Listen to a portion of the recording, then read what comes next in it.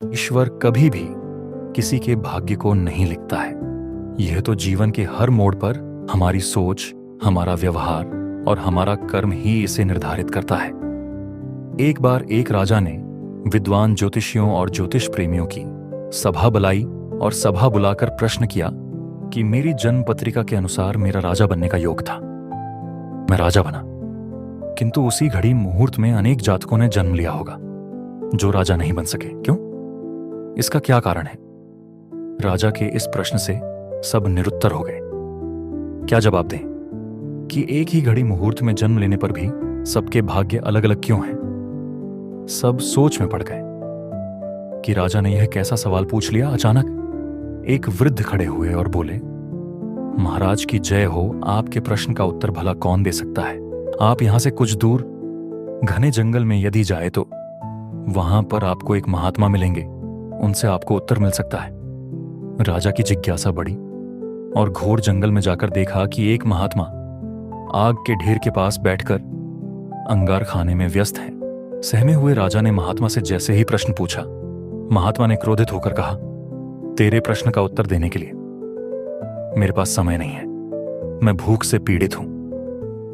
तेरे प्रश्न का उत्तर यहां से कुछ आगे पहाड़ियों के बीच एक और महात्मा है, वे दे सकते हैं। राजा की जिज्ञासा और बढ़ गई। पुनः अंधकार और पहाड़ी मार्ग पार कर बड़ी कठिनाइयों से राजा दूसरे महात्मा के पास पहुंचा, किंतु यह क्या, महात्मा को देखकर राजा हक्का बक्का रह गया। दृश्य ही कुछ ऐसा था। वे महात्मा अपना ही मांस चिमटे से नोच नोच कर खा रहे थे। राजा ने महात्मा से जैसे ही प्रश्न पूछा, राजा को देखते ही महात्मा ने भी डांटते हुए कहा, मैं भूख से बेचैन हूं, मेरे पास इतना समय नहीं है, आगे जाओ। पहाड़ियों के उस पार एक आदिवासी गांव में एक बालक जन्म लेने वाला है जो कुछ ही देर तक जिंदा रहेगा। सूर्योदय से पूर्व वहां पहुंचो, वह बालक तेरे प्रश्न का उत्तर का दे सकता है। यह सुनकर राजा बड़ा बेचैन हुआ और सोच बड़ी अजब पहेली बन गया। मेरा प्रश्न, उत्सुकता प्रबल थी, कुछ भी हो, यहां तक पहुंच चुका हूं, वहां भी जाकर देखता हूं क्या होता है। राजा पुनः कठिन मार्ग पार कर किसी तरह प्रातः होने तक उस गांव में पहुंचा। गांव में पता किया और उस दंपति के घर पहुंचकर सारी बात कही और शीघ्रता से बच्चा लाने को कहा।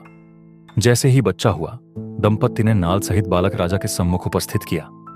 राजा को देखते ही बालक ने हंसते हुए कहा, राजन, मेरे पास भी समय नहीं है, किंतु अपना उत्तर सुनो लो। तुम, मैं और दोनों महात्मा 7 जन्म पहले चारों भाई वरावर राजकुमार थे। एक बार शिकार खेलते खेलते हम जंगल में भटक गए। 3 दिन तक भूखे प्यासे भटकते रहे। अचानक हम चारों भाइयों को आटे की एक पोटली मिली। जैसे तैसे हमने 4 बाटी सेकी और अपनी अपनी बाटी लेकर खाने बैठे ही थे कि भूख प्यास से तड़पते हुए एक महात्मा आ गए। अंगार खाने वाले भैया से उन्होंने कहा, बेटा, मैं 10 दिन से भूखा हूं, अपनी बाटी में से मुझे भी कुछ दे दो। मुझ पर दया करो जिससे मेरा भी जीवन बच जाए। इस घोर जंगल से पार निकलने की मुझ में भी कुछ सामर्थ्य आ जाएगी। इतना सुनते ही भैया गुस्से से भड़क उठे और बोले, तुम्हें दे दूंगा तो मैं क्या आग खाऊंगा, चलो भागो यहां से। वे महात्मा जी फिर मांस खाने वाले भैया के निकट आए, उनसे भी अपनी बात कही, किंतु उन भैया ने भी महात्मा से गुस्से में आकर कहा कि बड़ी मुश्किल से प्राप्त ये बाटी तुम्हें दे दूंगा तो मैं क्या अपना मांस नोचकर खाऊंगा।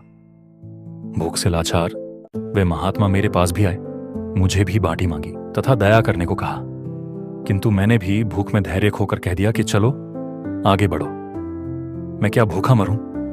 बालक बोला। अंतिम आशा लिए वो महात्मा, हे राजन, आपके पास आए, आपसे भी दया की याचना की। सुनते ही आपने उनकी दशा पर दया करते हुए खुशी से अपनी बाटी में से आधी बाटी आदर सहित उन महात्मा को दे दी। बाटी पाकर महात्मा बड़े खुश हुए और जाते हुए बोले, तुम्हारा भविष्य तुम्हारे कर्म और व्यवहार से फलेगा।